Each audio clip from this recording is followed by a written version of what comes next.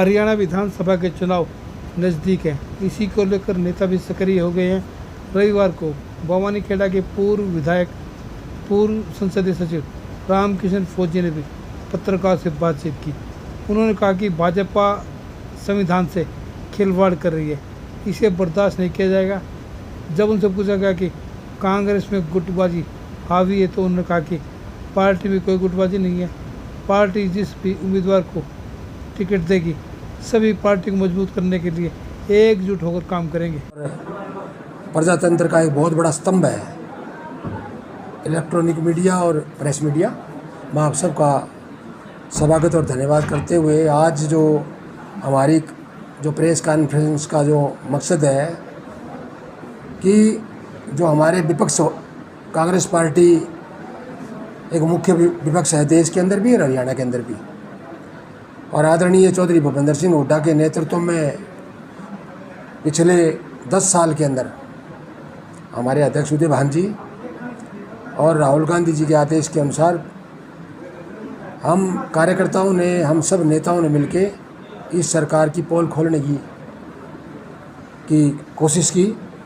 और सच्चाई जो हरियाणा के अंदर जो है कि मैं समझता हूँ कि आज आप सब मिलके इस बीजेपी के कुशासन को हटाने की ज़रूरत है। और आज जो मुख्य जो हमारे दीपेंद्र हुड्डा जी सांसद हैं रोहतक से, और बहुत ही लोकप्रिय नौजवानों के हमदर्द हैं, उन्होंने हिसाब दो जो अभियान चलाया है वो बहुत ही बड़ा सफल अभियान और बहुत बड़ा भारी तादाद में लोगों का, नौजवान साथियों का समर्थन मिल रहा है। उसके तहत 3 तारीख को 3 अगस्त को भवानीखेड़ा के अंदर 3:30 बजे हमारे मुख्य बाज़ार जो है अस्पताल से शुरू होके और लास्ट हासी चुंगी तक पैदल लोगों से मिलाप भी करेंगे और भवानीखेड़ा के लोगों को के जागरूक करने के लिए और इस सरकार की पोल खोलने के लिए जो कुशासन है, हिसाब दो, हम हिसाब लेंगे इस सरकार से।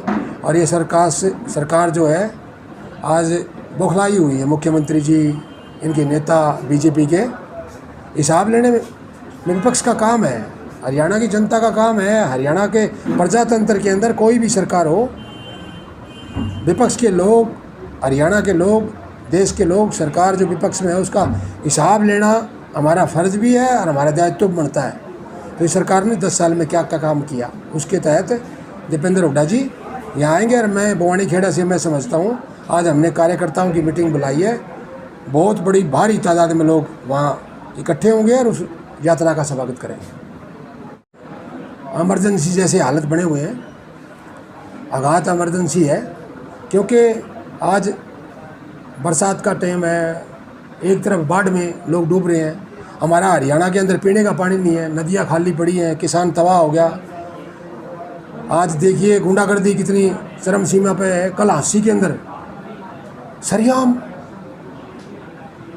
लोगों के बीच में ही गोलियां चलाने के गुंडे, और बीजेपी का विधायक था उसके ऊपर गोलियां चला दी और पिस्तल, सौभाग्य से सब समझो या कोई भी कारण नीचे गिर गया तो उसकी जान बच गई। आज जो है यूथ जो है बिल्कुल बेरोजगार बच्चे आज देश के अंदर बड़ी इस स्थिति में है, क्या मैं आगे क्या करूं, क्या रास्ता चुनूं, कोई रास्ता नहीं मिल पा रहे। तो लोगों की, उनका जो बच्चे हैं उनकी पढ़ाई करने के बाद में घर पर बैठे हैं, रोज़गार है नहीं, पैसा उनके पास साधन नहीं है, किसान तबाह हो गया तो कोई साधन नहीं है। और जैसे कि जो हम हिसाब मांग रहे हैं, अग्निवीर किसकी मांग थी? लोगों की मांग तो नहीं है, देश के लोगों की मांग नहीं है, नौजवान बच्चों की भी मांग नहीं है कि 4 साल के अंदर फौज के अंदर लगा के उसको वापस भेज देंगे तो उसका भविष्य खराब हो जाएगा। आज जो कौशल योजना, ये भी सेम एक अग्निवीर का एक पार्ट है। अगर किसी को नौकरी देनी है तो आप परमानेंट दीजिए, अगर यहाँ हरियाणा के अंदर कर्मचारी की ज़रूरत है तो परमानेंट दीजिए।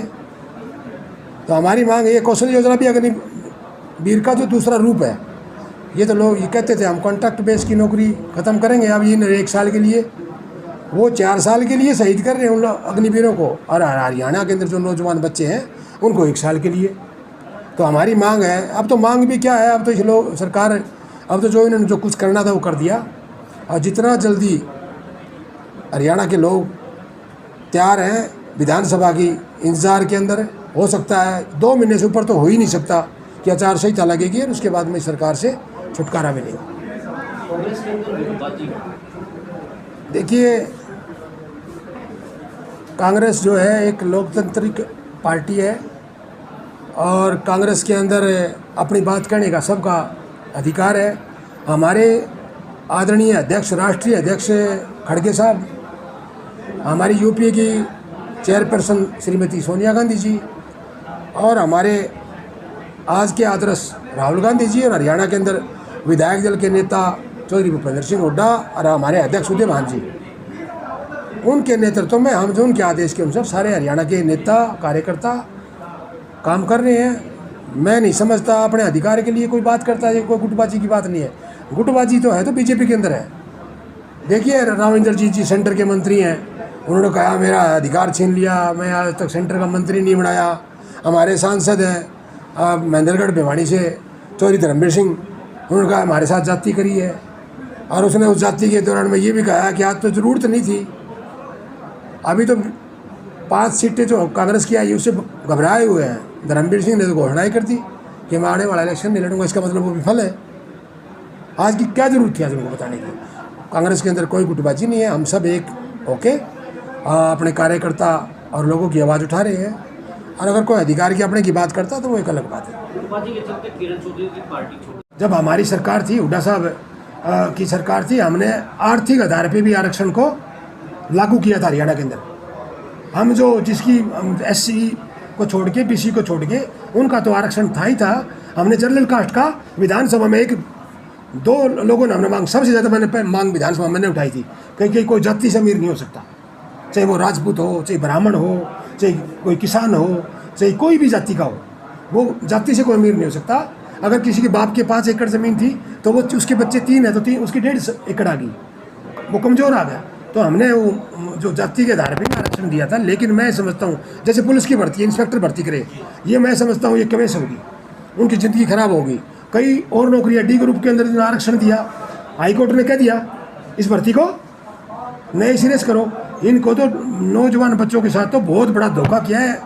और यही तो हम कह रहे हैं, संविधान बदल रहे हैं, हम यही तो कह रहे हैं सरकार गलत है, यही तो कह रहे हैं कि RSS और बीजेपी की सरकार संविधान को तोड़ रही है। आप कहते हो कि इतनी सीटें कभी नहीं मिली थी कांग्रेस को इतिहास में, जितनी सीटें इस बार मिलेंगी 75 पार 80 पार या? देखिए, मैं पार पूर तो मैं नहीं कहता, पार तो लोग करेंगे।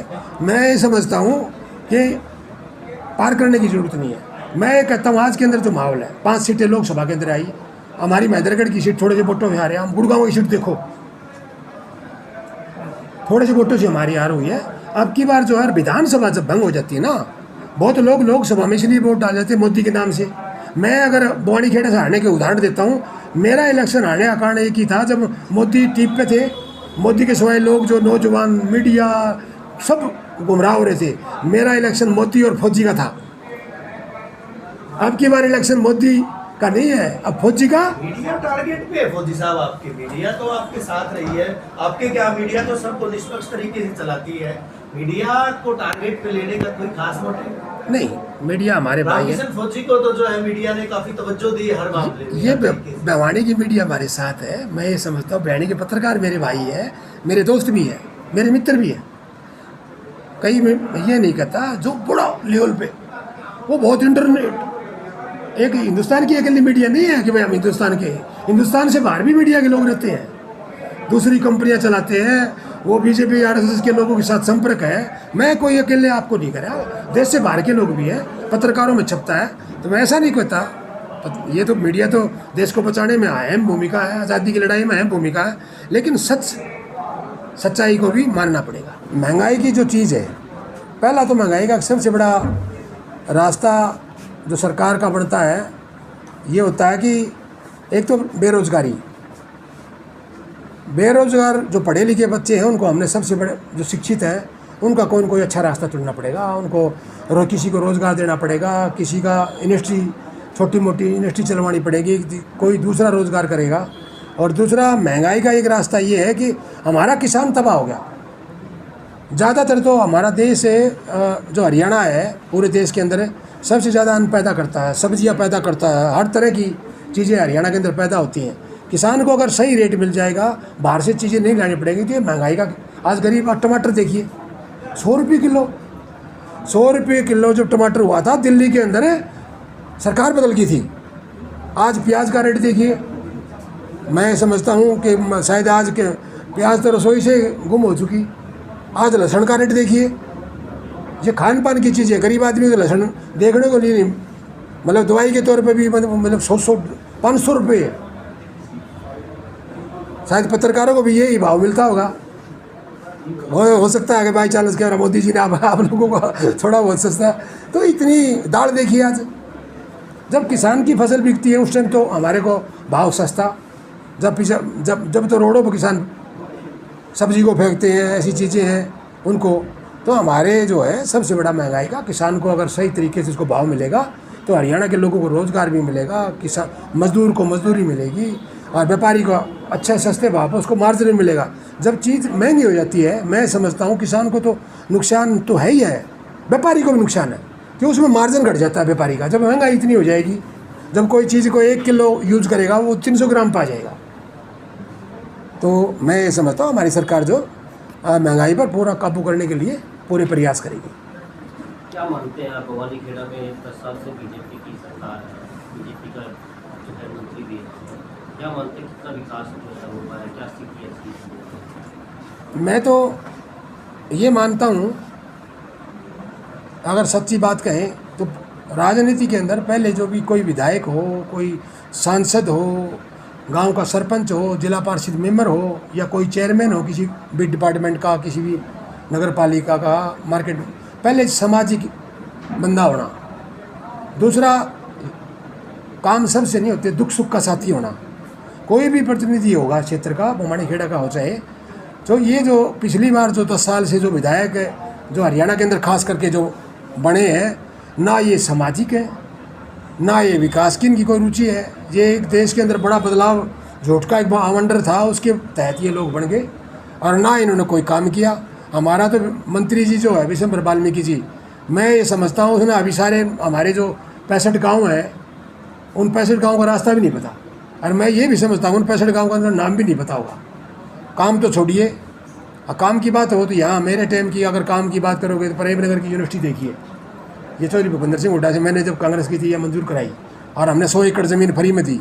मेडिकल कॉलेज जो भिवानी का था, जो जिसका भी और भी थे हमारे कांग्रेस के नेता, उन्होंने भी कोशिश करी, मैंने भी अपने विधानसभा में, मेरी कोशिश ये थी कि अपने विधानसभा में पढ़े। छोड़ करके बीजेपी में चली गई, उनका कहना था कि भूपेंद्र सिंह हुड्डा जो है हर हल्के में 5 विधायक बना करके छोड़ देते हैं, उनका बेटा जो है भूपेंद्र सिंह हुड्डा खुद ही जो है पार्टी को लेकर के बैठे हैं, किसी और को आगे नहीं बढ़ने देते, इससे क्या आरोप भी उन्होंने लगाए थे।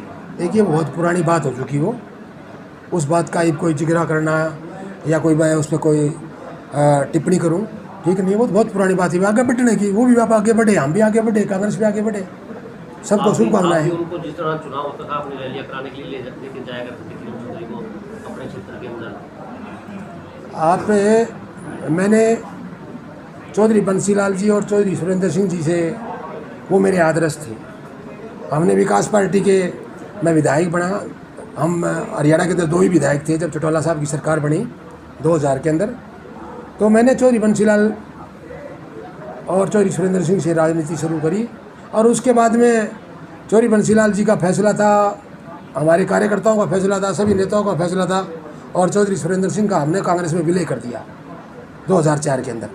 तो उसके बाद में कांग्रेस में है, कांग्रेस में मिलजुल के यहाँ छोड़ के गए। हमारा तो जीर्ण और मरण इस कांग्रेस में ही जाएगा। और कांग्रेस पार्टी के 30 साल से मैं कार्यकर्ता के नाते भवानी खेड़ा में मैं विधायक भी 3 बार रहा, और विपक्ष में मैं 10 साल रहा। कांग्रेस पार्टी के लिए हम काम कर रहे हैं और काम करते रहेंगे।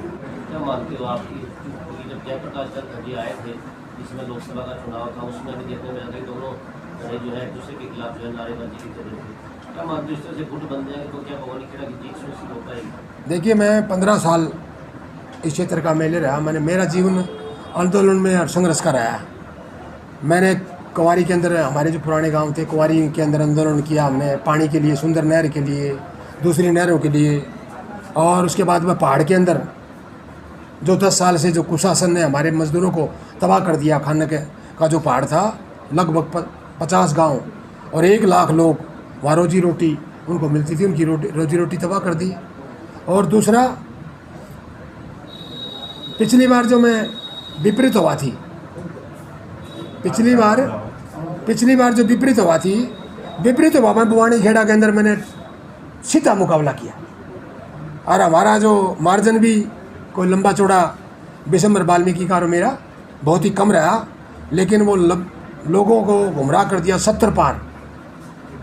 जैसे अब की बार लोकसभा में 400 पार का नारा नहीं दिया, ऐसे हरियाणा में 70 पार का नारा दे दिया और जेजेपी और बीजेपी अलग लड़ी और उन्होंने जेजेपी ने नारा लगा दिया कि हम बीजेपी को यमुना पार करेंगे।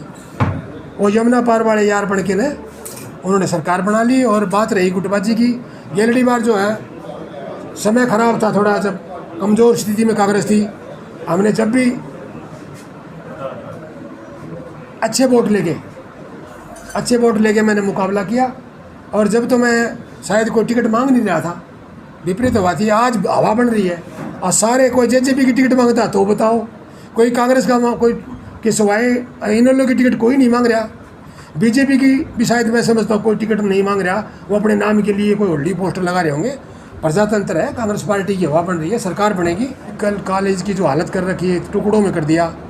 मैं ये समझता हूँ ये मेडिकल कॉलेज किसी भी सूरत में, किसी भी हालत में ये कामयाब नहीं हो सकता, क्योंकि जब तक इकट्ठे डिपार्टमेंट नहीं होंगे, तो जब तक एक बीमारी आपकी, अगर किसी के हार्ट की चेकिंग होगी तो यहाँ होगी, अगर किसी के दिमाग की दिक्कत होगी तो उसको 4 किलोमीटर दूर लेके जाएंगे। तो मैं ये समझता हूँ। दूसरा, हमने महिला कॉलेज, हमारे मंत्री जी का बयान आया था अखबार में कि बवानी खेड़ा का जो महिला कॉलेज है वो मैंने बनवाया। महिलाओं को जाके पूछते, बड़ी झूठ नहीं हो सकती। ITI जमालपुर के अंदर और तो और छोड़िए, खरक के अंदर मैं दावे के साथ कह सकता हूँ 10 साल के अंदर आप पता कर लीजिए, जो CHC हमने जो बनवाई थी उसके अंदर आज डॉक्टर भी नहीं है। जो वाटर बक्स मंजूर करवाई थी वो आज तक नहीं बनी। बीजेपी तो कहती है कि दुरुपयोग कई बार किया गया था और कांग्रेस ने सबसे ज्यादा किया था, तो संविधान को खतरा जो है बीजेपी से ही क्यों है? देखिए, आज ये बहुमत में है, पिछली बार इनकी अकेले की सरकार थी। खतरा इसलिए है, ये जो गरीब आदमी की सरकार कभी बीजेपी रही नहीं। RSS और बीजेपी गरीब के बारे में, ये बड़े लोगों की, अडानी अंबानी, आज से नहीं, जब से बीजेपी और RSS का हमारी लड़ाई इस बात की है, संविधान के साथ इन्होंने छेड़छाड़ की है। उसका उदाहरण ताज़ा समझिए आप, अग्निवीर संविधान को नहीं बदला क्या? ये संविधान के तो साथ छेड़छाड़ है। संविधान को बदल के तो ये 4 साल की फौज की है। इसको मीडिया ने उजागर करना चाहिए। ऐसे जो है कौशल योजना है, जब नौकरी, जब आप अगर कोई गवर्नमेंट लगाती है तो पक्की नौकरी लगाए। ये कौशल योजना जो निकाली है, संविधान तो बदलने की बात है। 1 साल के अंदर एक बच्चे को लगा के फिर उसको बर्बाद कर दोगे। आज संविधान के अंदर ऐसी जो SC की जो सुविधा होती थी, उनके आरक्षण खत्म करने की बात आ रही है। आज हर तरफ इनकी कोशिश है, गरीब गरीब रहे और अमीर अमीर रहे। मैं ये तो नहीं कहता, मैं 25 साल पहले MLA बना था, जब मुझे चौधरी बंसीलाल जी ने बुला के खानक के अंदर और चौधरी सुरेंद्र सिंह ने विधायक बनाया। उस दिन से लेके आज तक अपने संघर्ष के कारण मैं आज भी ये समझता हूँ, टिकट किसी के कहने से नहीं मिलती। एक पैरवी करना एक अलग बात है। कांग्रेस पार्टी है, इसमें सर्वे के आधार होते हैं, इसके अंदर नेता की इंसानियत देखी जाती है, उसकी ईमानदारी देखी जाती है। अगर विधायक बन भी जाते हैं तो बिक जाते हैं बाद में। हिमाचल में देखियो, कांग्रेस बिल्कुल भी गलती नहीं करेगी। जो टिकाऊ, ईमानदार और कांग्रेस का जो संघर्ष जो लोगों ने किया है 10 साल के अंदर, मैं समझता हूँ, मेरी मांग भी है कि जो प्रायोरिटी, जो पहले जो संघर्ष के साथी हैं, जिन्होंने 10 साल इस कुशासन से लड़ाई लड़ी है, प्रायोरिटी उन ताकतवर जिन्होंने इस सरकार को झुकाया है, उनको प्रायोरिटी मिलेगी। और जो हाईकमान जिसका भी टिकट का वितरण में फैसला करेगी, हम कांग्रेस को मजबूत करेंगे।